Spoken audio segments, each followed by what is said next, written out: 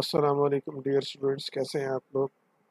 अच्छा, आज हम देखेंगे इस टॉपिक में, इस वीडियो में हम देखेंगे कि जो कंपनी की बैलेंस शीट होती है वो किस तरह से हम बनाते हैं। जो कंपनी न्यूली इस्टेब्लिश होती है, कंपनी जो नई बनती है, उसकी वेबसाइट उसकी जो है बैलेंस शीट किस तरह से बनती है।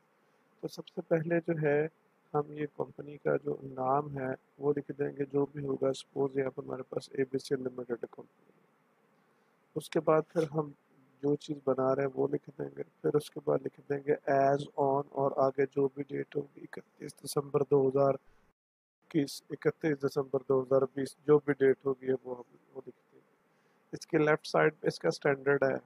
इसकी कंपनी की जो वेबसाइट होगी वो स्टैंडर्डाइज्ड होगी, स्टैंडर्ड के अकॉर्डिंगली बनेगी। इसकी एक साइड पे हम इक्विटी एंड लाइबिलिटीज लिख देंगे, दूसरी साइड पे हम इसके एसेट्स लिख देंगे। लाइबिलिटी वाली साइड जो है ना, इक्विटी एंड लाइबिलिटी वाली साइड सबसे अहम है। इसमें सबसे पहले हम लिखेंगे ऑथोराइज्ड कैपिटल। ऑथोराइज्ड कैपिटल क्या होता है? ये वो कैपिटल होता है जो कंपनी, ये वो मैक्सिमम कैपिटल है जो कंपनी शेयर्स इशू करके इकट्ठा कर सकती है। या इन सिंपल वर्ड्स, ये वो मैक्सिमम या ज़्यादा से ज़्यादा नंबर ऑफ शेयर्स हैं जो कंपनी जनरल पब्लिक को इशू कर सकती है। इसको हमने टोटल में शामिल नहीं करना होता, इसके जस्ट हमने यहाँ पे वैल्यू लिख के इसके नीचे यहाँ पे लाइन ऐसे लगा देनी होती है। उसमें जितने भी शेयर होंगे नंबर ऑफ शेयर मेंशन कर देंगे, और एक शेयर कितने का है वो मेंशन कर देंगे। मिसाल के तौर पर 10,000 shares at the rate of 10 rupees each. उसके बाद इशूड कैपिटल। इशूड कैपिटल से मुराद है वो नंबर ऑफ शेयर्स जो कंपनी ने जनरल पब्लिक को फरोख्त करने के लिए, सेल करने के लिए ऑफर किए हैं। वो नंबर ऑफ शेयर्स जो कंपनी ने जनरल पब्लिक को सेल करने के लिए, फरोख्त करने के लिए ऑफर किए हैं। तो इसमें भी हमने डिवीजन करनी है कि नंबर ऑफ शेयर्स कितने हैं। यहाँ नंबर ऑफ शेयर्स आ जाएंगे, मैंने 00 लिखा है, आप वो लिखेंगे जो होंगे। और 00 उसकी प्राइस मैंने लिखी है, वो प्राइस लिखेंगे जो होगी, और टोटल वैल्यू यहाँ लिख देंगे। इसकी भी मैं टोटल में ज़रूरत नहीं है क्योंकि इसके नीचे भी हम इस तरह एक लाइन लगा देंगे। उसके बाद है सब्सक्राइब्ड कैपिटल।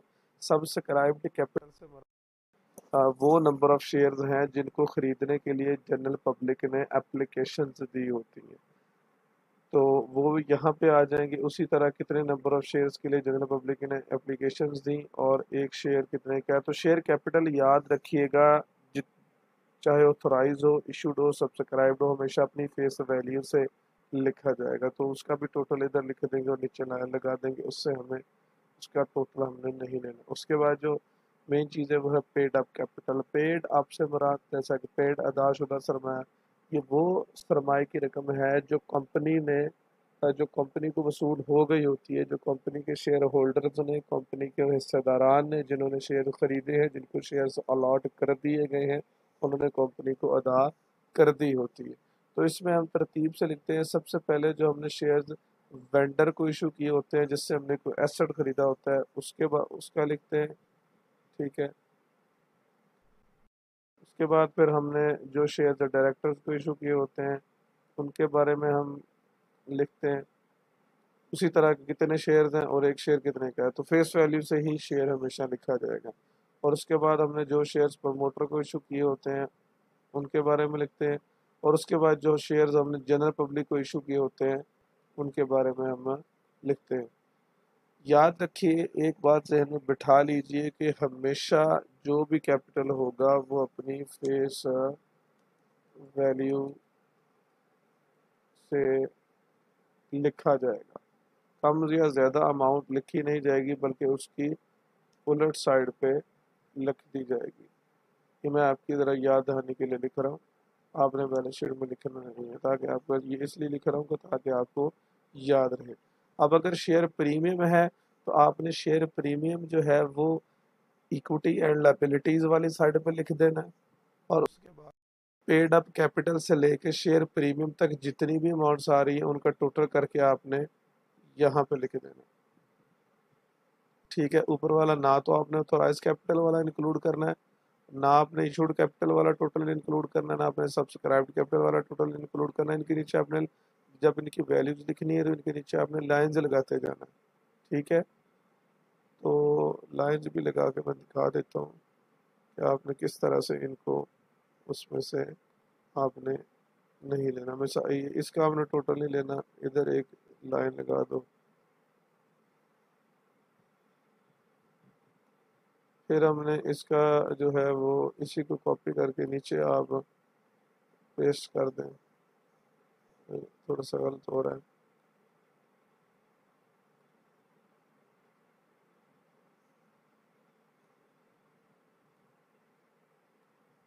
इसी तरह इशूड का भी नहीं चाहिए, उसको इस तरह एक लाइन लगा दें उसके टोटल के नीचे भी। और इसी तरह आपको जो सब्सक्राइब्ड है उसका भी टोटल नहीं चाहिए, उसके नीचे भी आप लाइन लगा दें। तो टोटल आपको पेड अप कैपिटल से ओनवर्ड जितने भी होंगे कैपिटल उन सबका चाहिए। ओके, अब आते हैं एसेट साइड की तरफ। तो एसेट साइड में जितना कैश आपके पास बैंक में आया है वो आपने लिख देना है, वो आपने जर्नल एंट्रीज से देख लेना है। जहां जहां बैंक डेबिट हो रहा है उसको जमा कर लें, और जहां जहां जनरल एंट्रीज में बैंक क्रेडिट हो रहा है उसको माइनस कर दें और नेट अमाउंट यहाँ पे लिख दें। फिर जो डिस्काउंट होगी आपकी, वो डिस्काउंट आपने जर्नल एंट्रीज से देख लेनी है। जहां डिस्काउंट डेबिट हो रही है उसको जमा कर लें, और जहां डिस्काउंट क्रेडिट हो रही है उसको माइनस करके नेट अमाउंट यहाँ लिख दें। फिर प्रिलिमिनरी एक्सपेंसेस को मेंशन कर लें, और फिर एसेट जो आपने खरीदा है, जिसके शेयर इशू किए हैं वेंडर को, उस एसेट को आपने यहाँ पे लिखना है। और इस बैलेंस शीट का टोटल करना लाजमी नहीं है, टोटल कर दें बराबर आ जाएगा। यहाँ से आपने टोटल करना है ओनवर्ड, पेड अप कैपिटल से ओनवर्ड आपने टोटल करना है, और इधर आपने इसका टोटल करना है। तो स्टूडेंट्स, ये थी हमारी कंपनी की बैलेंस शीट। जो कंपनी जब शेयर इशू करती है तो इस तरह से न्यूली कंपनी स्टैब्लिश होती है और शेयर इशू करती है तो इस तरह से वो बैलेंस शीट बनाती है, और आपने इसी तरह से ही बनानी है। जी, उम्मीद है आपको वीडियो पसंद आई होगी। कोई कन्फ्यूजन हो, कोई प्रॉब्लम हो तो आप मुझसे सवाल कर सकते हैं। Thank you very much.